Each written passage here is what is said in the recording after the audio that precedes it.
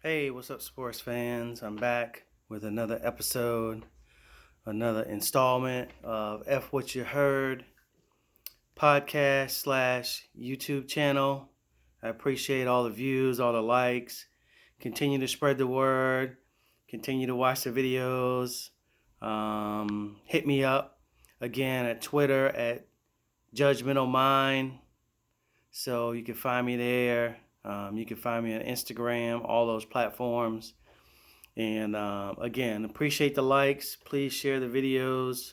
And so I had to take last week off. Super busy, but I'm back at it again. So let's get right to it. So wanted to talk about Kyler Murray. A lot of hype coming out of Oklahoma, whether he can do it, his short stature, comparing him to Russell Wilson, Drew Brees, da da da da. Rookie head coach, how well they will perform coming out the gates was to be anticipated. So they struggled a little first couple of weeks. They played Detroit really well, and he's kind of they're growing together. Him and the head coach, they're growing right together, learning what works, what doesn't work. Seems to work very well for them thus far. So a lot of new things can work in the NFL until they get film on you and continue to study and digest and figure out what's going on. So I don't want to praise him and laud him and give him, an MVP trophy or put him in the Hall of Fame right away, because all of this is new to them and new to the NFL. Just like when the Wildcat came out, everybody was, all about the Wildcat. And defenses had some tape on it after a while, figured it out. Now there's no more Wildcat, not necessarily no more, but very sparingly, maybe once a game, run the Wildcat. Just the Wildcat has transformed into RPOs, run pass options, with mobile quarterbacks. So it's a facsimile of the Wildcat. You just don't have like a running back. You actually have a quarterback kind of doing the RPOs. So to me, the jury's still out on whether he's going to be successful or not. Let's just continue to see and hope this young man grows as a quarterback, grows as an NFL player, continues to progress, hopefully picks the brain of other guys who are like him in stature, Drew Brees, Russell Wilson, and so forth, and really make sure he continues to be a student of the game and run when he has to and pass more often than he has to run. So, but that also depends on the Arizona Cardinals and putting good offensive linemen around him. He showed what he can do at Oklahoma when he had a nice, dynamic O-line, and he put up Heisman Trophy winning numbers. So let's just continue to watch and hope for the best for him if you're an overall fan of the game or overall fan of individuals who have come a long way despite of their stature. So we'll continue to watch him. We'll continue to talk about him as the year goes along, and hopefully we'll continue to have more good things to say about him. But I'm just excited to see his maturation process over the first 7 weeks or so of the season. So let's just continue to watch. All right. San Francisco. San Francisco continues to surprise a lot of folks. And that's why Richard Sherman is so adamant about, hey, you weren't liking us, in the beginning, continue to say those things about us and keep us at the bottom of your list as far as contenders, and we'll just keep whooping behind. So I understand where he's coming from. Um, a lot of people, use those small things to continue to quote unquote motivate them or keep that edge. So that's good for them. A lot of people, were high on the defensive line. They got studs all across that defensive line, but weren't so sure about Richard Sherman and how he's going to continue his greatness after the injuries and after a couple of not so stellar years. So it looks like he's rounding back into his health and shape on the field. So he's always been a really, really, in my opinion, a really, really great cornerback, a person that could shut some guys down. He walked the walk, and after he talks the talk. So he's always been a guy who will let you know exactly what is on his mind and intends to back it up on the field. So I think the consternation with everyone was probably about the offense. They know that Shanahan's, pretty much a genius, and took Matt Ryan and the Falcons to the Super Bowl, and we could see just how well he coached that team and what they're doing now, and now what the 49ers are doing.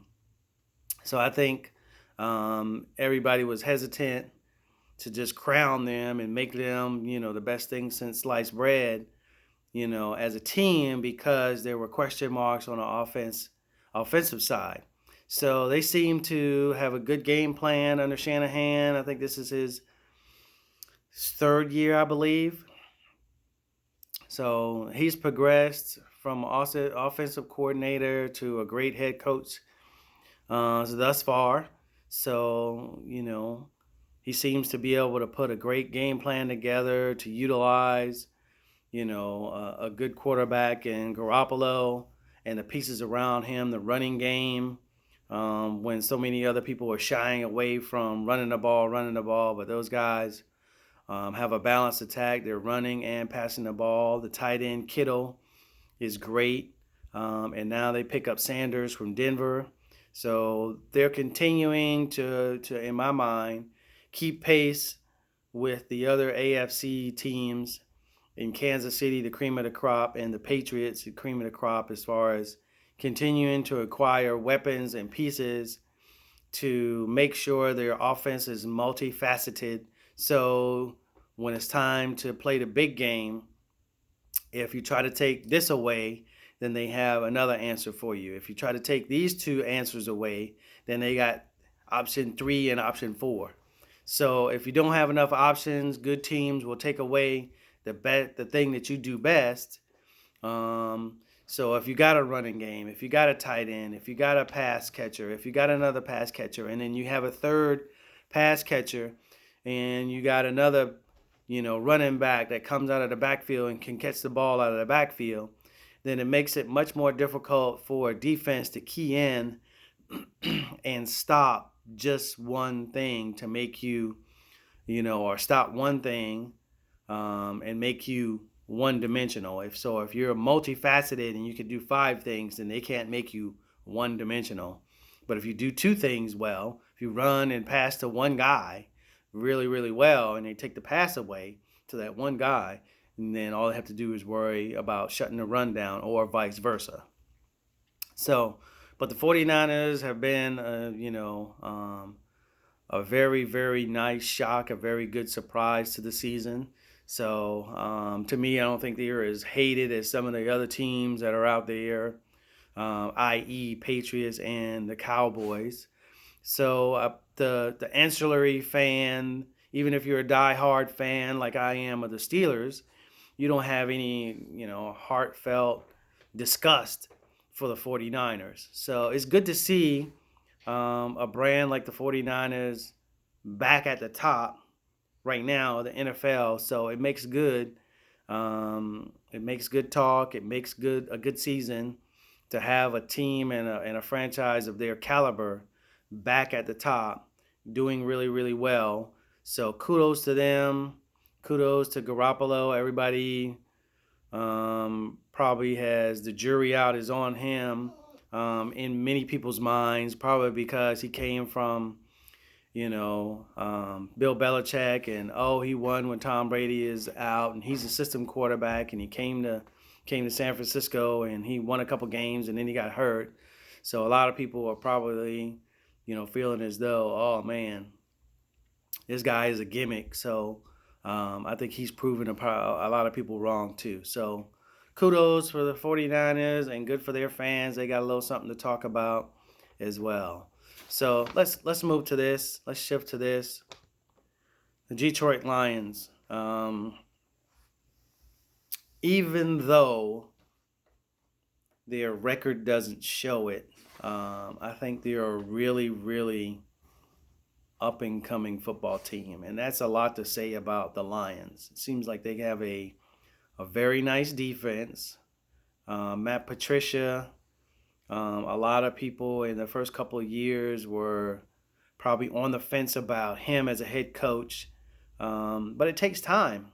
It really, really takes time to implement and get people all going in the same direction and all pulling in the same direction that you're pulling in. So when you come into a new organization, whether it's football, basketball, baseball, whether you come into a new company, it doesn't matter.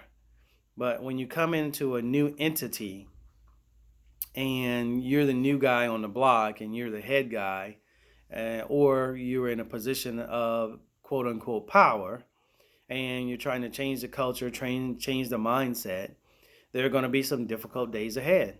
There are going to be some hard times. There's going to be some small victories, and probably a lot of lows. And then you're going to have to change personnel. You're going to have to change philosophy. And so that takes time. And then you have to get the same people, or to get the people in there with the same mindset that you have, in order for them and everybody else to see your vision. You have to have like-minded people around you. So when that happens, it doesn't matter, what it is. Again, whether it's business, whether it's a restaurant business, whether it's a multi-million-dollar corporation, whether it's Verizon or AT&T or Ford Motor Company, it doesn't matter. That goes across the board. When you bring a new person in, a person in the position of power, and they're trying to change the culture and the way things are done, it takes a while. So it seems that, the Detroit Lions, in my opinion, have turned or are beginning to turn the corner on where they want to go. So, and now the question is, are they going to be able to do it with Matt Stafford? He's a little long in the tooth. As far as it goes, he's probably, I don't have the numbers right in front of me, but just off the top of my head, I'm guessing he's been in the league maybe around 8 to 10 years, maybe 12 at the tops. So with that said, is it time to move on from Matt Stafford? That's a big question. Going forward, he may just be the bridge to a new quarterback. So if I were the Detroit Lions, you're turning the corner, you're super competitive. He always seems to come up short in the biggest moments. So a lot of arm talent. Liked him coming out of Georgia so many years ago. Seemed to have all the intangibles, does everything right off the field, does a lot of great things on the field, but never seems to be able to get over the hump. There's probably a handful, 6 to 7 quarterbacks in the same boat as Matthew Stafford. For example, Matt Ryan, Phillip Rivers, Andy Dalton, and there's several more, but I'm not going to go into all of the names. Those are just a few who came into the league, who have a lot of arm talent, have a lot of intangibles, have a lot of leadership skills, but for whatever reason, whether it's franchise turnover, head coach, offensive coordinator, you name it, never seem to get over the hill. So, to me, the trade deadline, as well as the off season, and I'm predicting that there's going to be a lot of quarterback movement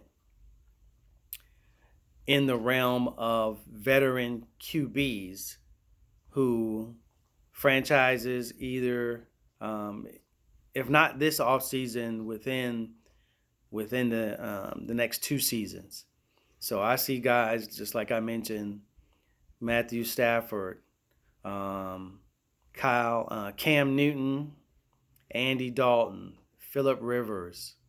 Who else hasn't won a championship? Has been right there, a lot of arm talent. Matt Ryan.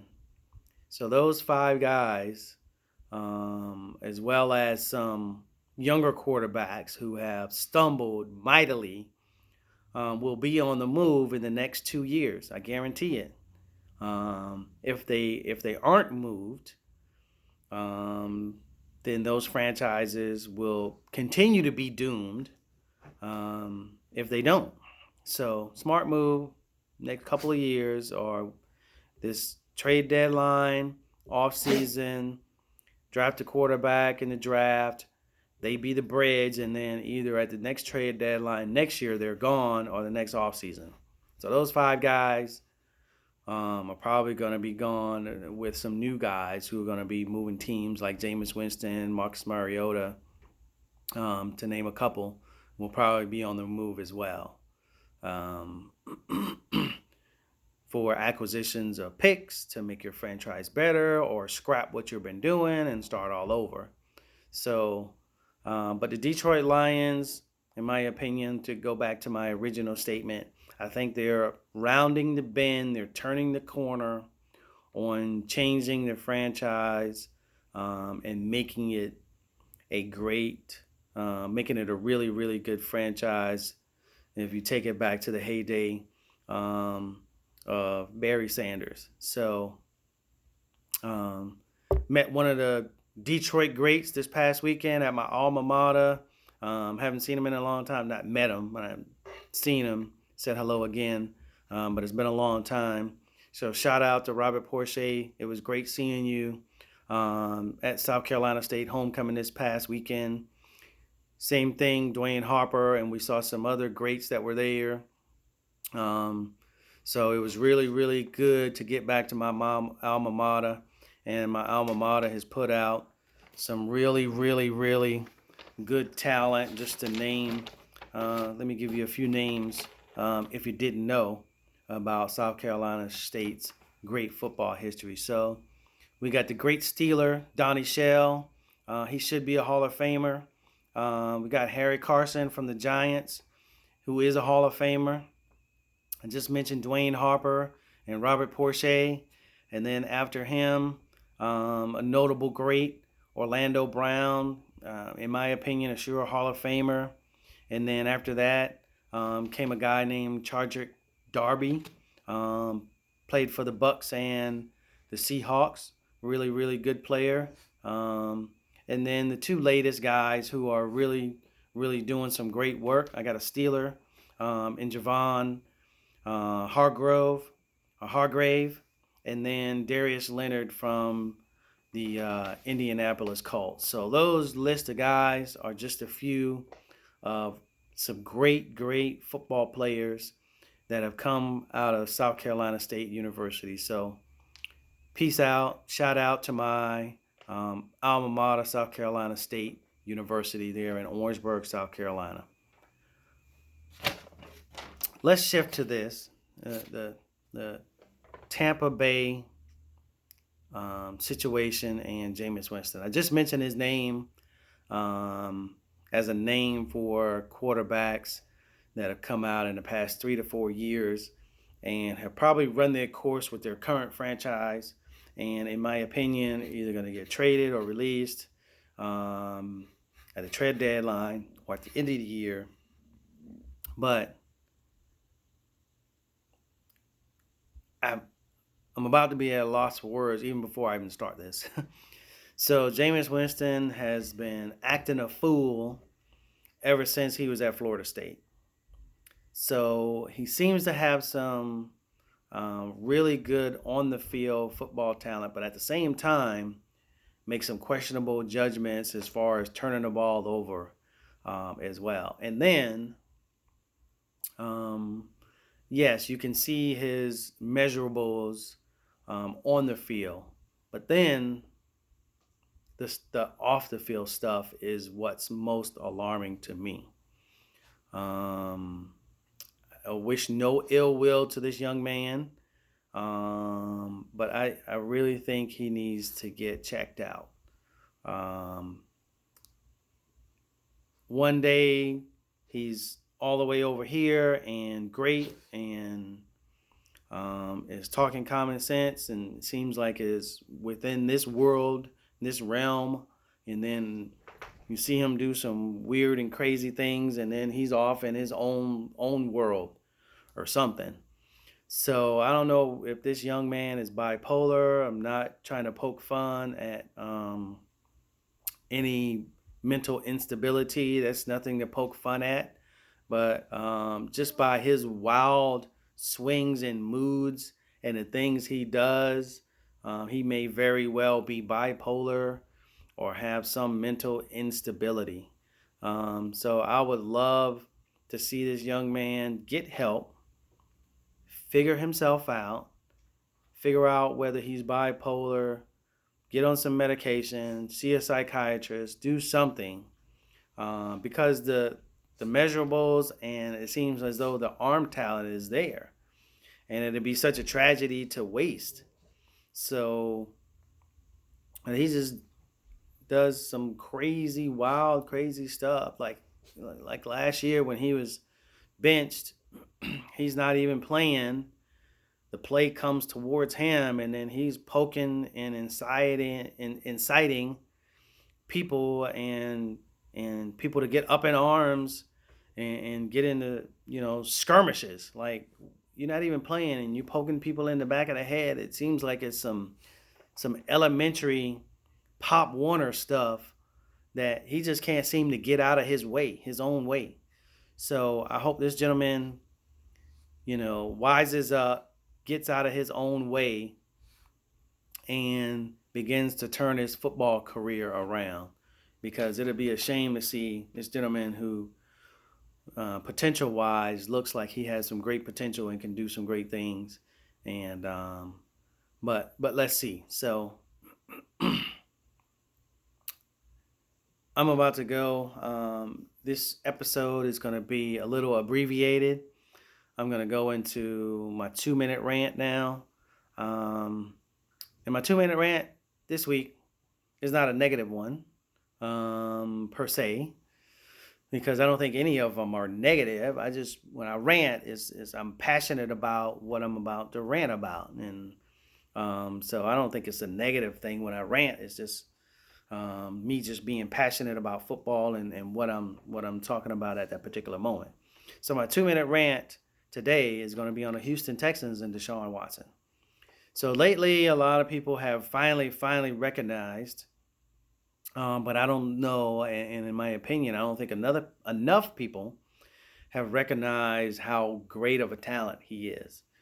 So all he's done, when I watched and heard about Ben Roethlisberger at the University of Miami in Ohio, and how much he just won and how passionate he was about the game of football, when it was draft time, I was like, if the Steelers don't get this guy, they got to be dumb as a box of rocks. And fortunately they did, because all he did is win at the University of Miami, Ohio. And to me, that's, those types of things are self-evident when it comes to transitioning, from high school to college to the pros. If you can win at an elite level, you tend to be able to do it at the NFL level. So the same was for Deshaun Watson. Went to Clemson, did really, really well. Had to sit for a while, and then in his junior and senior year, or his sophomore to junior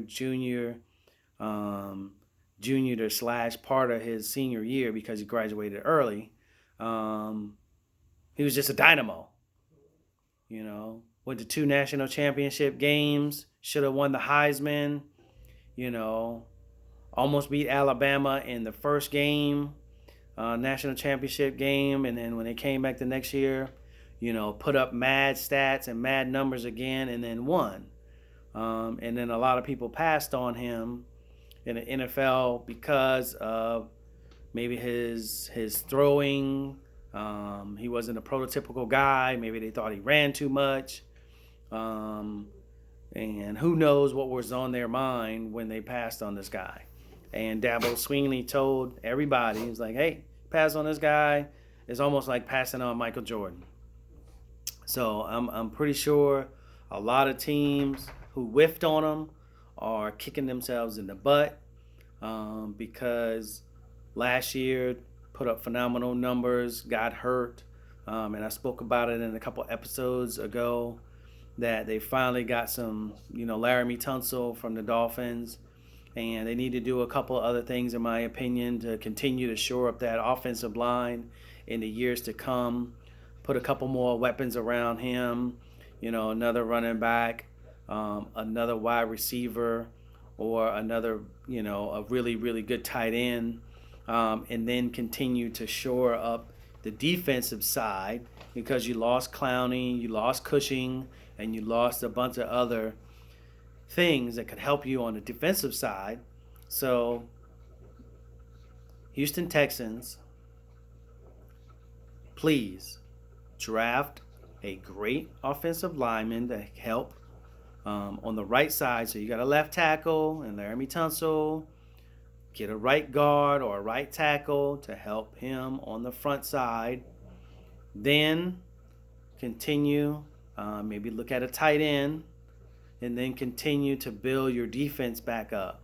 So in my opinion, you got a 3 to 5 year window with J.J. Watt and those guys, especially with Tom Brady, slowly creeping over that hill. He's soon going to be gone in the AFC. And then it's going to be Deshaun Watson and Patrick Mahomes battling it out for the next 3 to 5 years in the AFC to win championships. So as Brady declines over the next several years, this is going to be the best chance that the Texans have to win a Super Bowl. So you need to beg, borrow, and steal, and do whatever you need to do in order to put enough pieces around Deshaun Watson in order to take advantage of this gentleman's talent. He has all the arm talent in the world. He can make every throw in the book. Every throw in the book. So, Houston Texans, you're doing a great job. Continue to do the great job. Put the weapons, please, put the weapons around this young man so you can be hoisting the Lombardi. You can be the Toronto Raptors of the NFL if you just listen to me. Just listen. Listen. Please don't waste this opportunity in the next 3 to 5 years to do it. You can do it. You just have to listen to what I just said.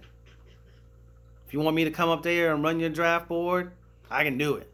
I can get you some good players. I can scout you some talent. I can make it happen.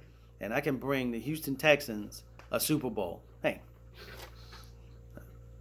to me, sometimes people overthink things. Eye test right here. Eye test and character. That's all you need. Eye test and character. You know, when they overthink, this Wonderlic test and all this other garbage. Eye test, eye test, eye test, and a little logic. That's all you need. Good character. You do that, Houston Texans, guarantee you a Super Bowl. If not, I hope Deshaun Watson eventually goes somewhere else, maybe even the Steelers. As Ben Roethlisberger is going to be leaving soon. Mason Rudolph, I like Mason Rudolph. But I would love to have Deshaun Watson on the Steelers. So appreciate it, sports fans. Share the videos, like the videos. Check me out on Twitter at Judgmental Mind. You know, send me some comments. I'd love to hear what you have to say about the show. Thank you very much. See you next week.